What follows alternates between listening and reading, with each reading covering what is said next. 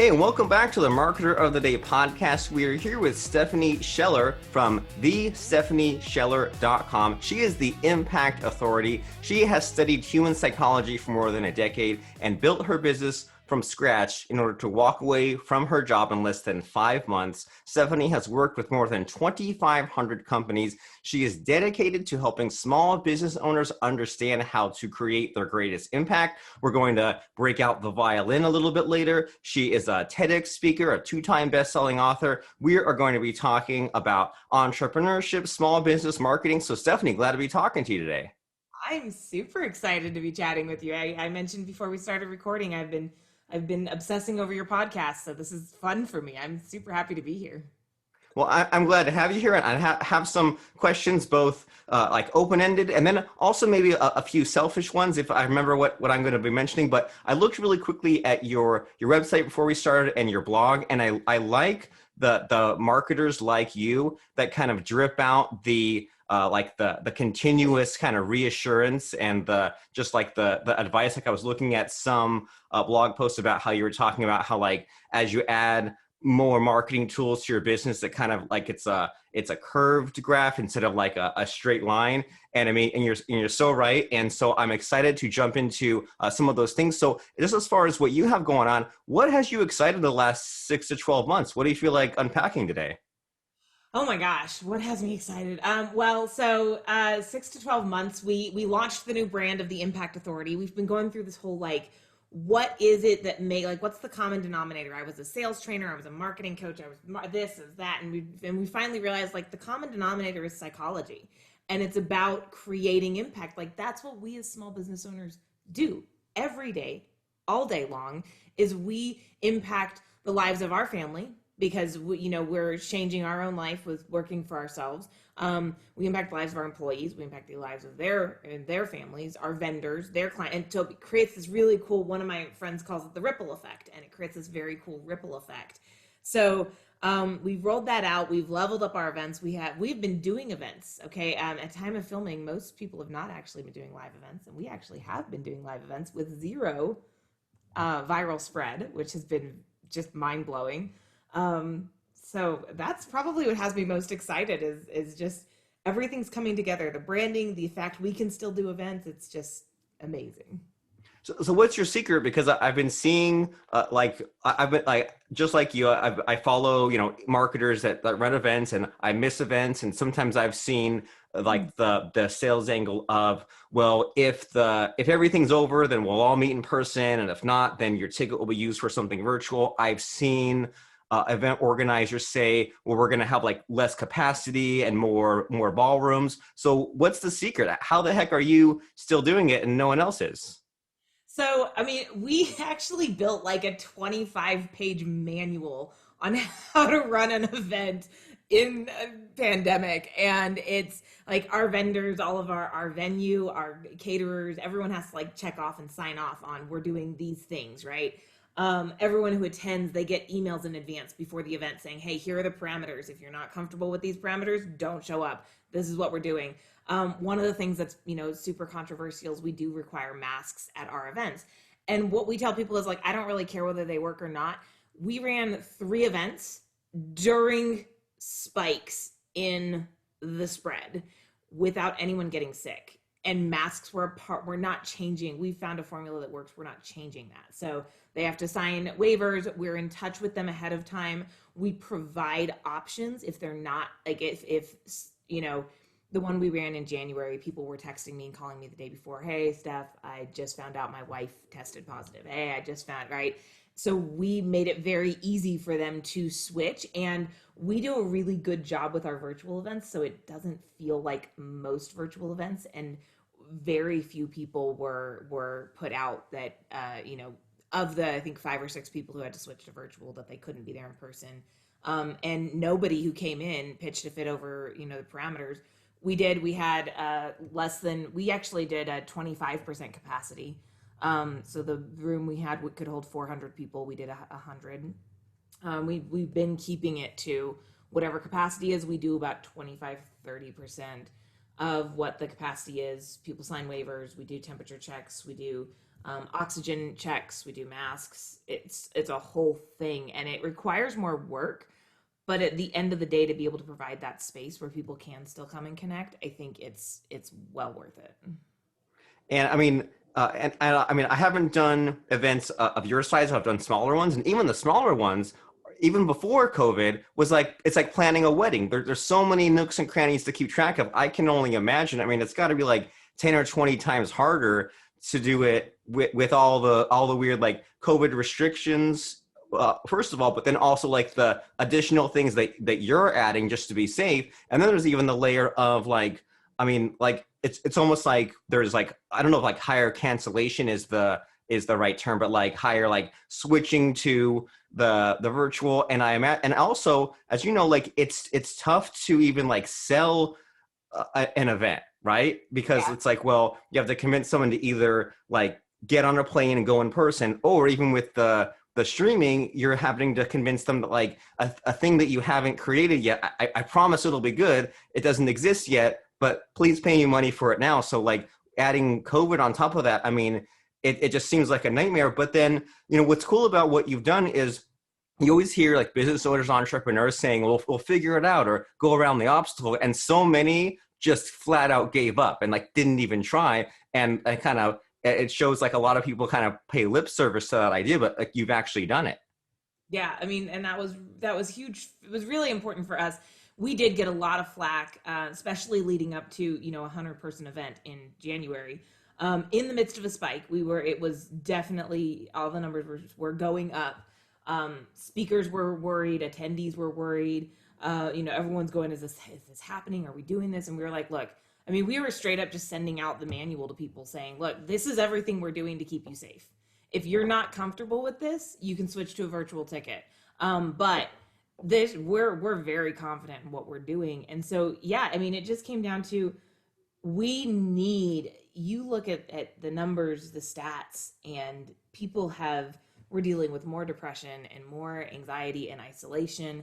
People are trying to operate in bubbles in isolation, and it doesn't work. Social media only goes so far. Zoom only goes so far.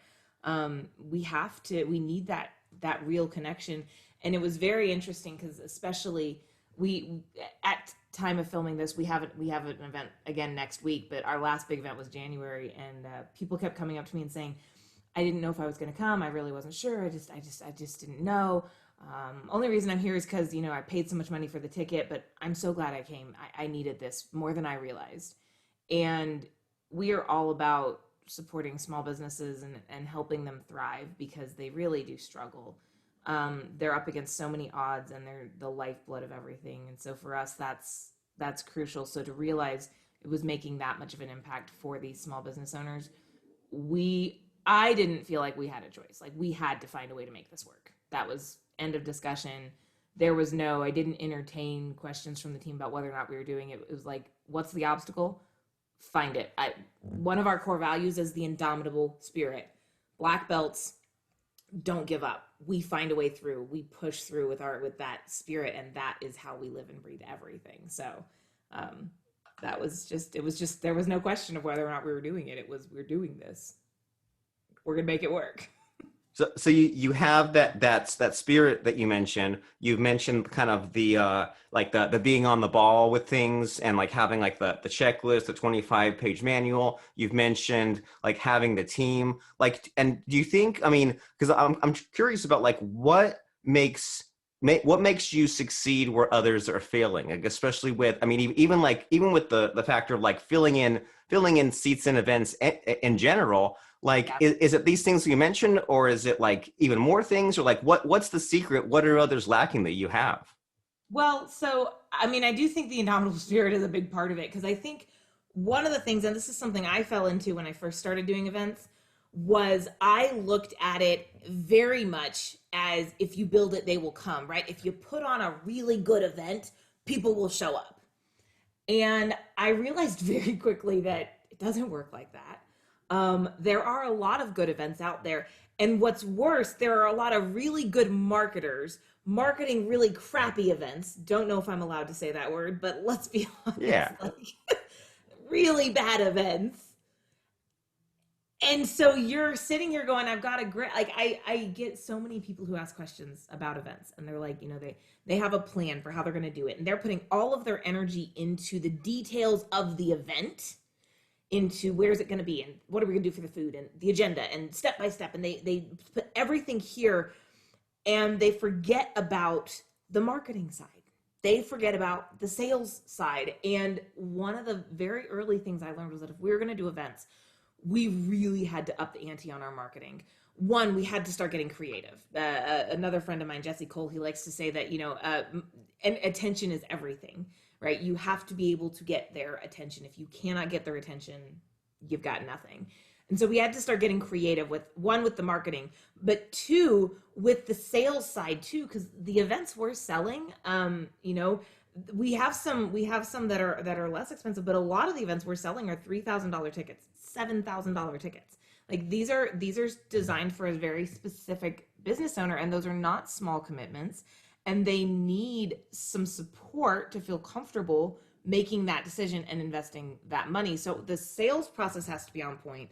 The marketing, really, you have to do, I think people underestimate how many marketing messages they have to put out if they want to do an event and sell tickets and move tickets. And the other thing they'll do is they'll give up right at the cusp, right? They've put out 5 or 6 or 10 messages and they haven't gotten anybody to grab it. And so they panic because now they're going, oh my God, I'm putting on an event and 3 people are going to show up, and one's my mom. The other one's me. The third person is our guest speaker. Like, oh crap. And so then they cancel the event. And what happens is it actually really damages your brand to do that. Because what it says to your audience is, don't buy my ticket because you don't know whether or not my event is actually going to happen.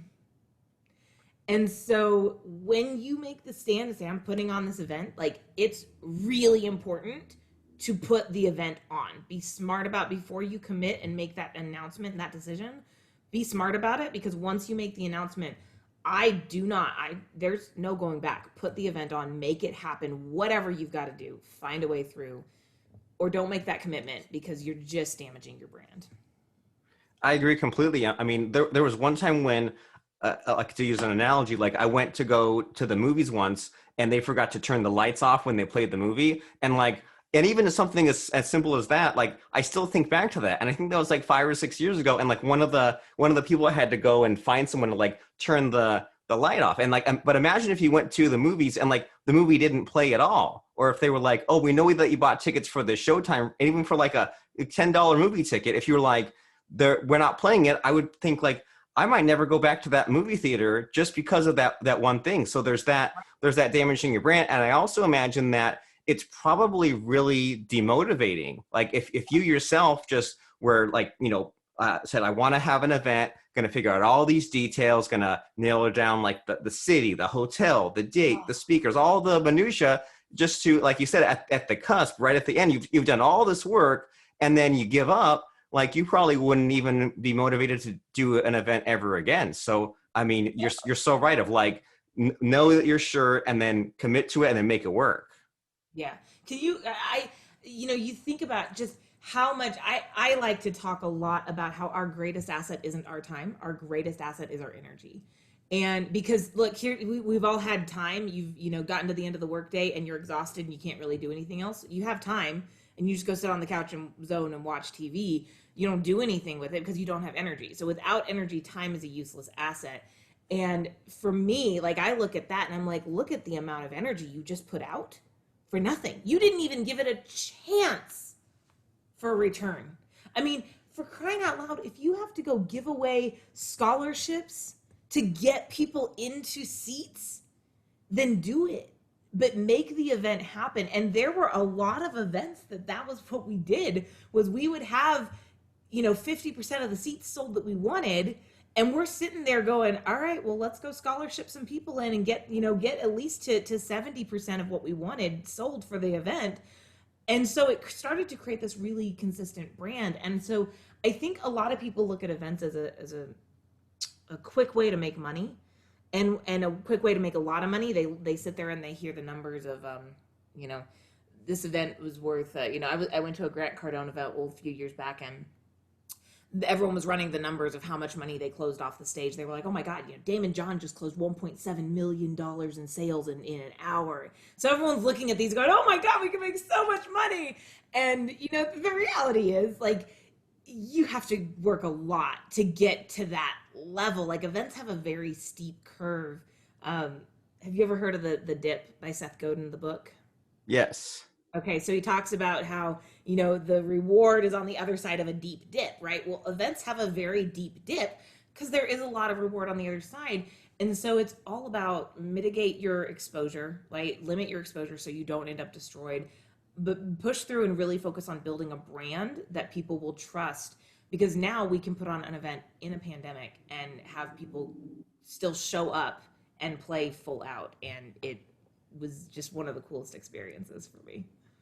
And I imagine that whether it's pandemic or no pandemic, you have all of these. I don't know if tricks is the right word, but you have all these tactics in your back pocket, right? Like the scholarship thing is one example, and I'm sure you have a bunch of, like, because it was a rough path in the past, and you had to maybe scramble. You kind of have almost like an unofficial library of all Yeah. these things that you can try. And I mean, like, there's so many of the times, like, I solved my own problems. I think back to, like, oh yeah, 6 years ago when I was in this other jam with this product launch, like I used that. Or like 10 years ago, I saw this person use this thing. And so it's like, I imagine that now you have all these like reusable ideas when the failure happens, because there's always failure, right? There's always setbacks, and now you have all these things you can use. It's the best analogy, and this is kind of drawing it back to the whole marketing thing, is to build your bench. Like, you think about, I'm not a sports person, but you think about like baseball, right? They have an entire bench of people that they can play, and so they very, very rarely get all the way down to the very bottom of the bench, and they have no more options. But the deeper that bench, the more robust that bench. And so if we think about each of those players as different skill sets we can learn for our business, then you have a whole bunch of skill sets you can pull and come into play, and you can implement some of them right off the bat that work every time, and some of them maybe they're more expensive, and so you save those as like your last ditch effort. They're more expensive and they get a little bit less results, so you save those as like at the very, yeah, all right, I'll try this if we need to. But you got to have, and that's is the constant, here's the goal, we have to keep working towards it regardless, no matter what. Look, if we have to start, I will always remember the very first event we did. This is a perfect example. Very first event we did was 2015, fall of 2015. It was a 2-day sales training seminar. And the idea was, you come to this 2-day seminar and you're going to walk out with your entire sales process scripted out, step by step, in a workbook that you can then take and use. And I sold 6 tickets. And the workshop was kicking off on Sunday. Between Thursday night and Friday morning, 4 of those 6 people had called to cancel and say they wouldn't be able to attend. Jeez. So I'm sitting here going, do I cancel? I'm down to 2 people, 2 people attending. What do I do? Like, do I cancel the event? Do I, and me being the stubborn, person that I am, and the indomitable spirit, right? We're gonna push through and find a way. I spent all day Friday, when I was planning to be practicing the content and preparing, I spent all day Friday making calls. Every single person on my list got a call. Hey, I'm doing this event. I had a spot open up. Do you want it? And I ended up picking, last minute, still picked up 2 tickets to do this event. And we had 4 people there. They were present the whole time. It was a phenomenal 2-day seminar.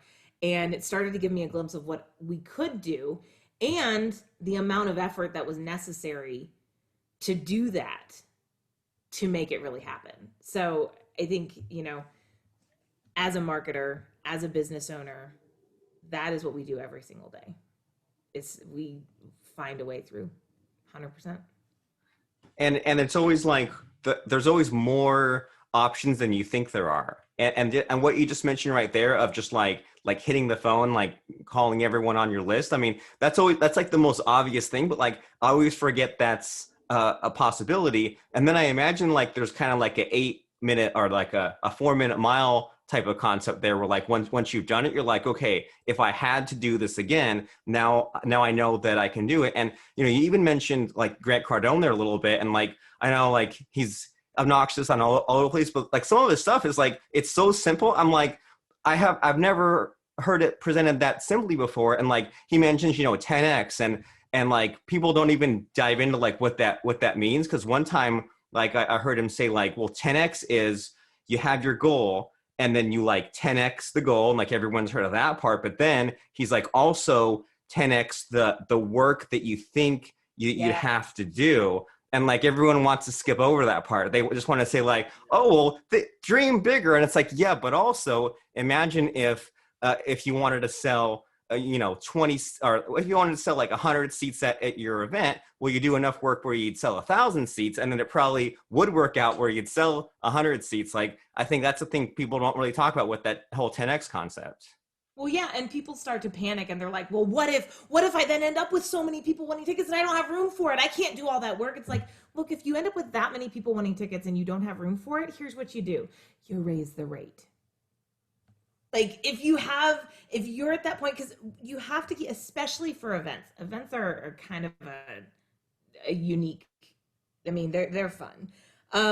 But you're going to end up with people who are going to cancel last minute, right? It's almost like the situation of the now we do not do this, but if I were doing like really large scale events, I would do the whole airplane model of where you oversell by 20%, because you know that anywhere from 20 to 40% aren't going to show up. But you really do. You have to put in that extra work. And sometimes it's doing the stuff that you don't want to do, like making calls. Like that freaks people out sometimes. You want me to make calls? Oh my God, Steph. I made 10 calls. I didn't get anywhere, so I stopped. Well, why did you stop? Why didn't you evaluate the script, adjust the script, and try again? And also, why are you adjusting the script after only 10 calls? Like, you did not have a wide enough sampling. You can adjust your script after you've made 25, 30, 50 calls. Like, then you go, okay, like, this is actually a perfect chance to use the violin, right? So Yeah. it's kind of funny. When the violin it gets a lot of attention just in general. People are like, oh my God, it's a violin, right? So they get excited about it. But there's also very wide recognition that the violin is one of the most challenging instruments to play. And part of that is because there's so many mechanics that are going into play just to be able to make, it sound good. The joke with the violin is that it takes 5 minutes to learn how to play the violin and then 5 years to make it sound good. And it's only kind of a joke, because it's kind of true. But like one of the things that you constantly have to be doing is evaluating how you're playing and adjusting how you're playing. So there's this one piece that I'm working on learning right now, and there's this section of the piece that goes like this.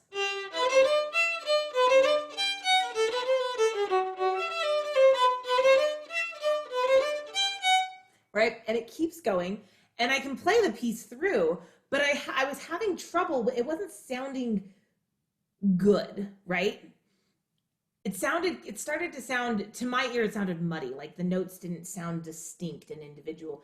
And so I had to take time to sit back. And after, you play it one time and you're like, okay, I could have just, a little mistake. But when you're consistently playing it and it's sounding muddy, you kind of have to slow down and go, okay, so where is the problem coming from?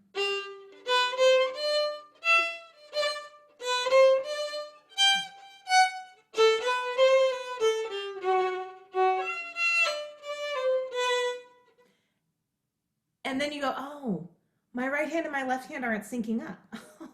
I'm playing, my left hand's over here like moving just two beats faster than my left hand, which means it sounds muddy. But if we don't sit here and we don't evaluate constantly, I mean, that is what the violin is constant evaluating yourself to figure out, where's the problem coming from? How do I fix it? Why did that not sound good? Oh, I was out of tune. Okay, why was I out of tune? Oh, because I moved my wrist. Okay, well, now I can fix that. But if we don't evaluate, we don't have the opportunity to grow. Pure and simple. That's huge. Yep. And I think the violin makes a very easy way for people to see that, because you can play, Twinkle, Twinkle, Little Star. Super basic. And you can stay there forever, as that's the level you're at. or you can start to evaluate what can I do to learn new techniques, and how can I jazz it up, and how can I make it a little bit more fun, and you can turn it into,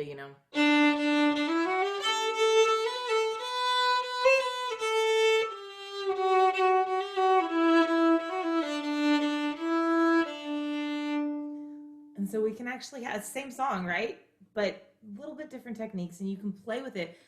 But you never get that opportunity unless you sit there. And I will tell you, watching someone practice the violin is the most boring thing in the world. 100%. Because when we're practicing the violin, really practicing, I mean, we're sitting here going,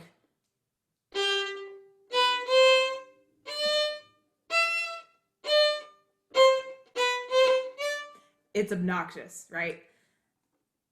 But without the practice, you're never going to be able to stand on stage.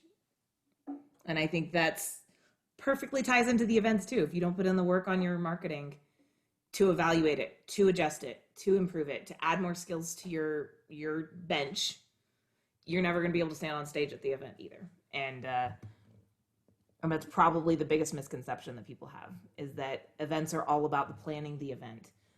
Events are 20% about planning the event. They're 80% about marketing the heck out of that event.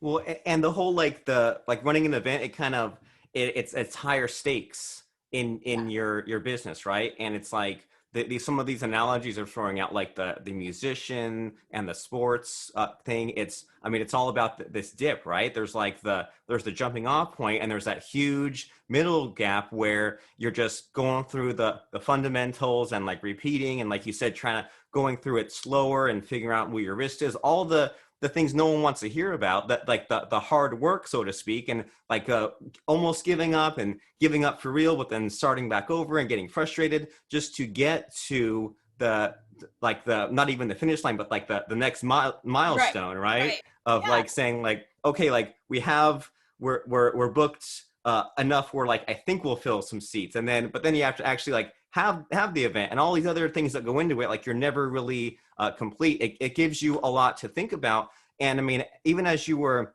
explaining that and showing the violin, like what hit me was just that sometimes we have to like really think fast and go for it all in, but sometimes you really need to like slow down. And I was thinking one time, like I was like 20 years old and I was mixing a pitcher of lemonade when you have to count, like I think it was like 3 1/3 cups. And I remember losing count because I was just letting myself get so distracted, and I wasn't in the moment. I was thinking about all these things, and I was like, man, I feel really dumb. I can't even count. I literally can't even count to 3 1/3 mixing this pitcher of lemonade. But I mean, sometimes we're moving so fast that we miss things, and that's, I mean, and sometimes we let like the fear get in our way, and we let the emotions like override the facts. Like you say, well, no one's going to show up no matter what I do, and this event's going to cost me all this money, and I should just cancel it. And Right. so with all of your the events you've run and all of your years of like running a business and being a violinist,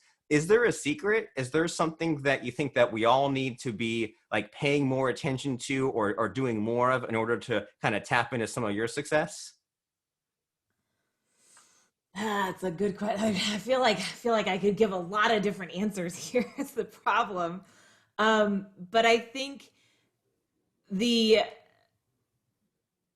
the best the best piece is just to, man, I've got like literally six ideas. So the See, the biggest thinking one, too fast, too many distractions. I know too well, and that kind of ties in. I was kind of like as you were saying, oh, I couldn't even keep track of my three. I was like, what would have been the smart entrepreneur move would have been to measure the three into a separate bowl, so that if you lost count or you messed up, then you could pour it back and restart instead of pouring it into the water. And now you're going, wait, I don't know, No backup plan. Yeah. right? So have a backup plan, which I guess there we go. Let's go with that. That's the number one, is have a backup plan, have a backup plan to your backup plan, and work your ass off to make them both happen, right? Like your plan A is rarely going to pan out.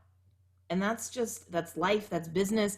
Everyone wants to play. Well, okay, when I started the violin, right, I started playing the violin because I wanted to play like Lindsay Sterling, right? And she's over there dancing on stage and it sounds all gorgeous and she's making it all look fabulous. And then you start playing and it sounds nothing like Lindsay Sterling.